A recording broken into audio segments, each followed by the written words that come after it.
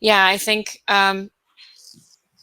them needing to put on a facade of being happy all the time, it makes Hmm. everybody a little bit numb in there as well.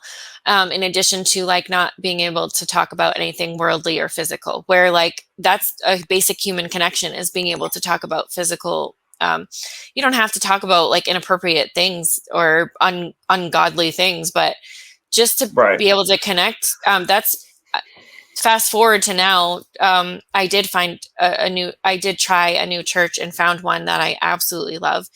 And there's not one time that I'm there um, where I don't feel completely like connected with everyone as Christians. Are genuinely asking, how are you doing? How can we support each other? You know, it's very connected, and it's because they care about you as a person, and that includes your Hmm. physical life. That includes who you are and what your life's about and what you do, and those kind of details. And if you remove all of that, what connection do you have to each other? It's just very um uh, uh, The shell. outwardly, yeah, it initially looks very warm and inviting and loving and welcoming, but after a while you'll learn, the more you grow in the church and the more you see that it's actually very cold. It's very cold. It's very, it's like a shell. It's Hmm. just nothing there. And you don't see it until you finally leave. And then you realize, all those relationships were actually not real. Hmm. No one's gonna think about you and miss you and ask how you're doing. Um, Yeah.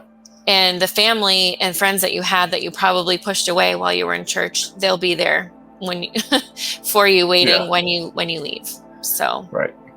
Yeah. Because they're real family.